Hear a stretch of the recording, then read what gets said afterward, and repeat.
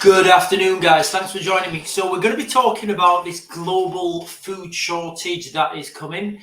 Now, I'm gonna touch on what's happening globally, and then I'm going to bring that back to the United Kingdom because I know a lot of my viewers are from the United Kingdom. But this can be replicated anywhere in the world at all because the world is in such an interconnected.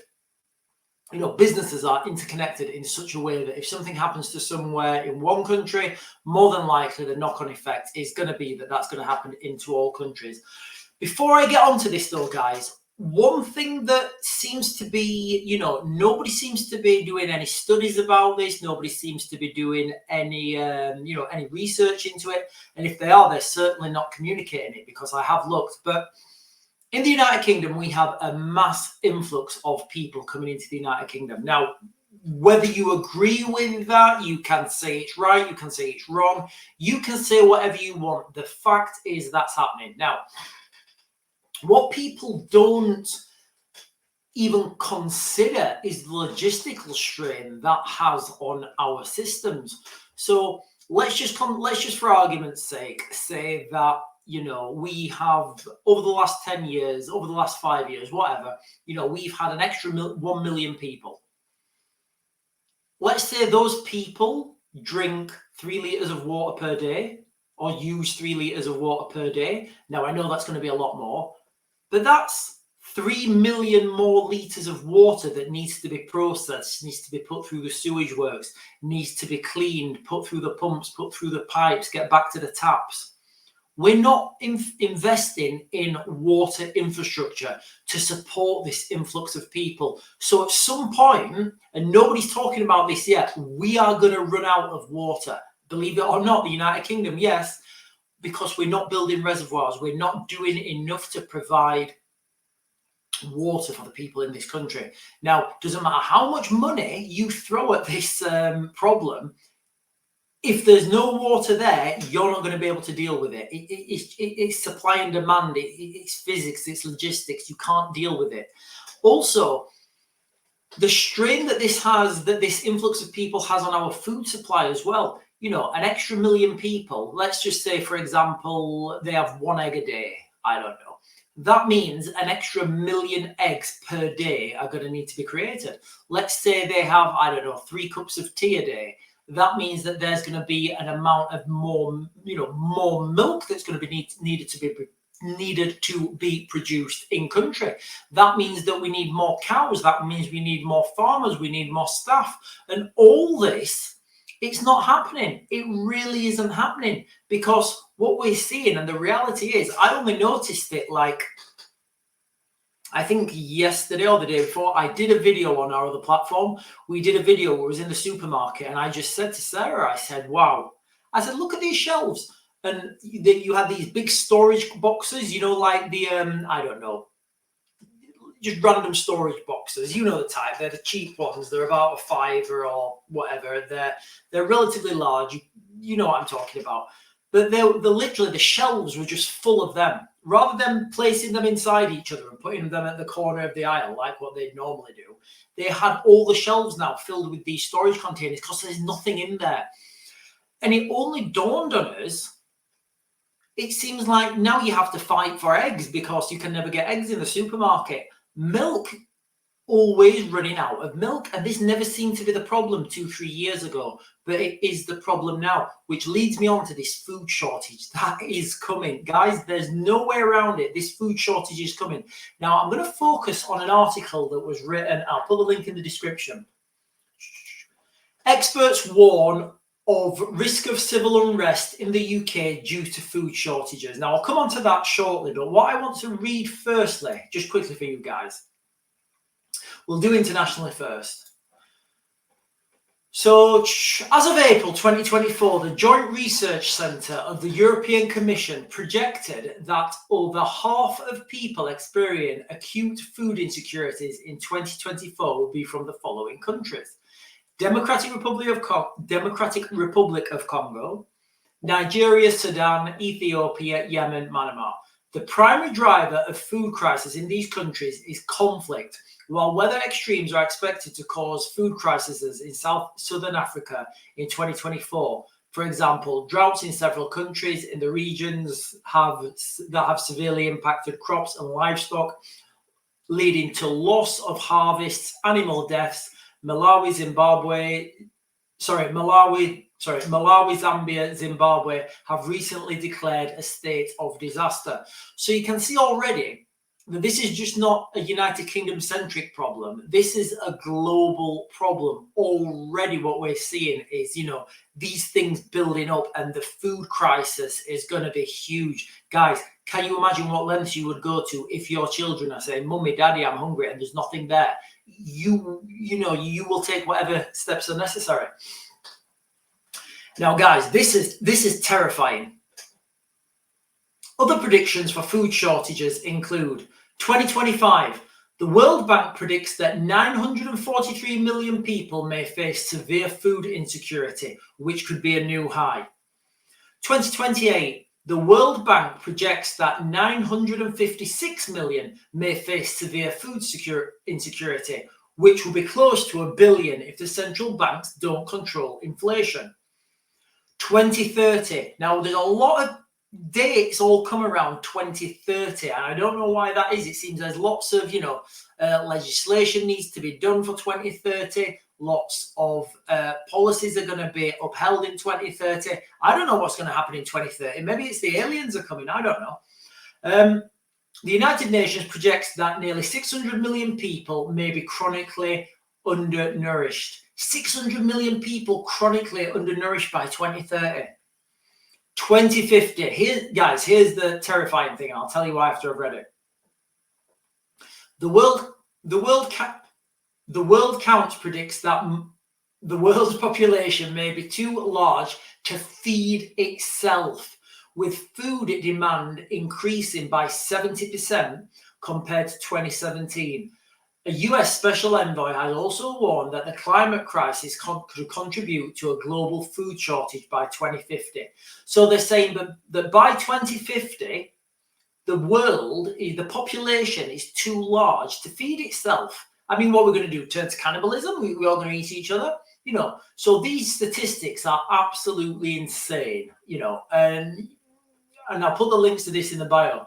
Now, let me read something. Now, that's obviously on a global stage, on a global spectrum, but things in the United Kingdom, I think are going to be, I think they're going to be worse, actually, because we're on an island and we don't have that, we don't have that ground supply route.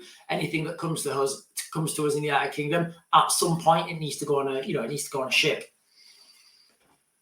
The UK farming industry is facing a crisis due to a number of factors, including extreme weather, Brexit, and loss of subsidies. Extreme weather. 2023 to 2024 growing year was the wettest 18 months on record, with some farms completely underwater. This has had a disastrous impact on harvests, especially for fruit and vegetables. Climate change has also made flooding and drought more common, which threatens crop harvests. So I've been warning about this for such a long time, that this year's harvest, it's been this year's growing season in the United Kingdom, it's been the wettest 18 months on record. So when the farmers would normally be out there planting their seeds, waiting for things to sprout up, they've not been able to do that for 18 months because it's been too wet. Some of the farms have been underwater. You can't go in there and plant seeds when they're underwater. They'll just die. Brexit. EU citizens who used to pick fruit in the United Kingdom have stopped coming since the UK left the EU, which has led to a decline in confidence. So, the cheap labor that farms relied on for picking fruit, working in fields, it's gone now, and they can't do this. And the people in the United Kingdom, I'll say it, lazy people in the United Kingdom, they won't go out and do this. But guys, the other aspect to this is, I tried to go and pick fruit. I really did. I didn't want any money. I just wanted to do it. We've those of you who are following our other channel, we tried growing like a load of tomatoes this year, and it was embarrassing, guys. They failed. We've got like a few little bunches of tomatoes. I think we didn't put the pots in the right place, but that's a different story. But I wanted to get involved with our local farms, local farming, and I just couldn't. I phoned several farms up. I asked them, and nobody was interested. Nobody. It was very difficult for me to go and do this. So I was like, right, you know what? I'm just going to do this myself. Failed, but I thought I'll do it myself. So this, this Brexit thing, it's not as cut and shut as it seems. Subsidies. Without many of the subsidies that were previously critical, margins have become slimmer or non-existent. So what they're talking about there is subsidies from the European Union that farmers got, to subsidize their farming, and they've gone now, or well, what I'm assuming it is, they've gone or are non-existent. And again, we see these same themes. It seems like there's a war against our farmers. There was this, the Dutch farmers. Now, I read somewhere that the Dutch farmers are the most, efficient farmers on the planet. So if we're looking at having a global food shortage, why would you close down the most efficient farmers? It makes no sense. You would close down the most inefficient farmers and you would keep the most efficient ones. And then you would say, listen, you guys who are inefficient farmers, go and work for them for two years or a year or whatever. We'll subsidize your food, your accommodation while you're over there, and then we increase productivity with farming. But why is that not being done? It seems like they've just been closing down Dutch farmers, closing down farmers, making farmers, especially where we are. We saw some like purple flowers in a field, and it was one of these systems where the farmers had not planted food. They'd planted flowers because they get more money for planting flowers. Absolutely insane, because we're going to get to a stage in the United Kingdom where we've got no food, but we've got some lovely flowers. Try feeding your kids flowers. In May 2024, a survey is the thing, guys. In May 2024, a survey by the National Farmers Union found that farmers' confidence was at its lowest level in the last 14 years. 16% of respondents said their farms were not profitable and may not survive. So 16% of farms may not survive, which is the highest percentage ever recorded.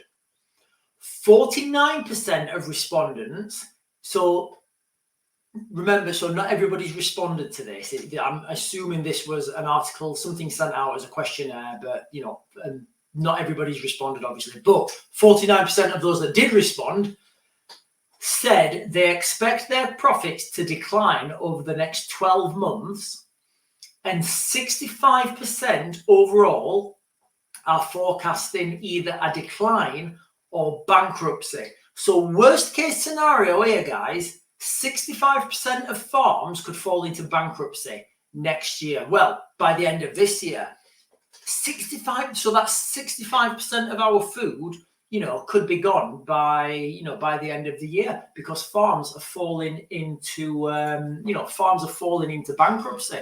Now, I've been speaking about this for such a long time. I've been telling people, water supply. Our water supply is ridiculously fragile. Our food supply, ridiculously fragile. I think it was the 14th of this month, the 14th of,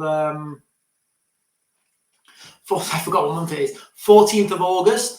The 14th of August was the day in the United Kingdom when we would have run out of food if we were only eating food that we produced in the United Kingdom. Now, you can imagine what that's going to be next year if 65% of the farms go bankrupt, go bust, they finish, they don't work anymore, they just have pretty flowers growing now, or, turn them into, I wouldn't even know.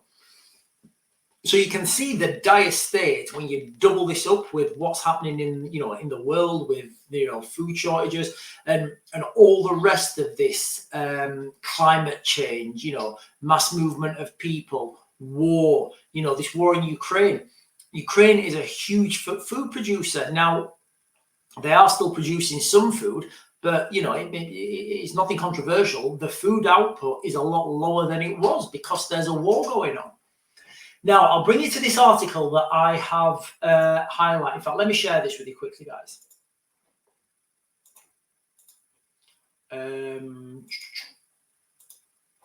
So like I said, it was posted on the 9th of August, 2023. Yeah, 9th of August 23. Experts warn of risk of civil unrest in the UK due to food shortages. Now, I've said this is coming, but I had this in a slightly different context. I've not read this article. Now, let me just go down. Here we are, guys. So I'm going to read this. It doesn't make sense, but I need to read it because it kind of does a little bit. Just over 40% of the food experts surveyed believe that civil unrest in the UK in the next 10 years was either possible or more likely than not. Full stop. So that's where we leave it. Okay. So over 40% said that civil unrest because of food is likely in the next 10 years. Participants were then asked, and I'll put this in the description, guys.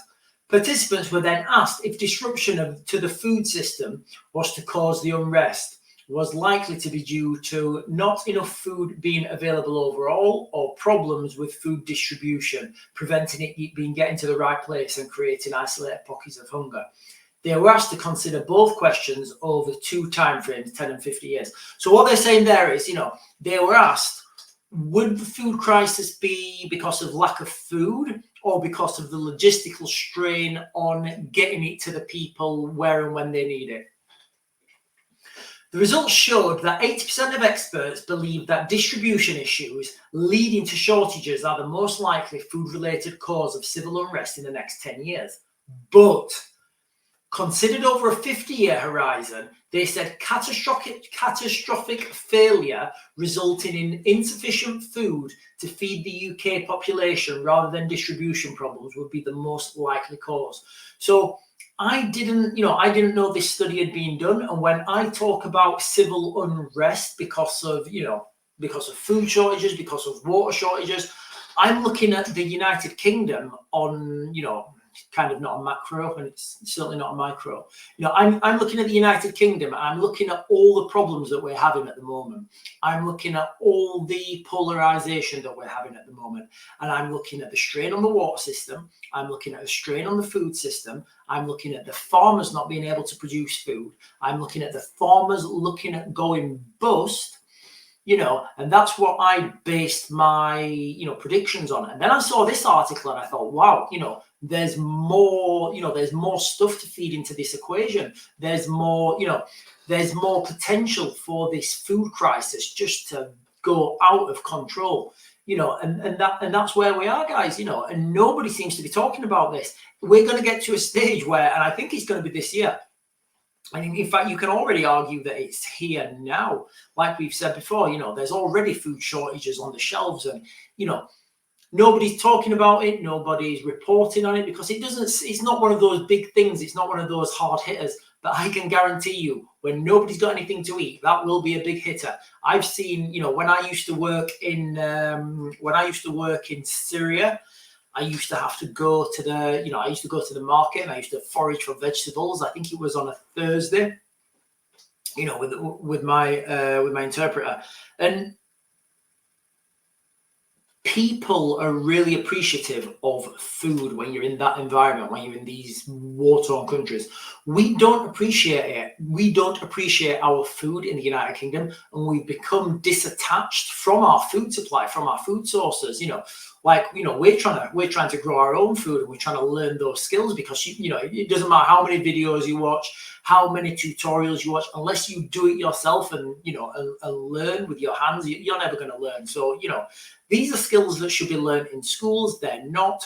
We're getting these all these things that are growing, that are produced in the United Kingdom. They're slowly diminishing, and for the reasons, we just spoke about in this video. And we really are heading towards a food crisis. We're heading towards a water crisis. So guys, the message, I guess, for this video is just, there's only so much tinned food you can keep. And, I always say, we've got 3 months food, but, I always say, it's always better to be able to produce your own food if you've got some land, if you can find some land. Like our, potatoes was last year. our tomatoes, you know, we just grew them in pots. We got, you know, we got the cheap pots from, what was it? Again, totally random.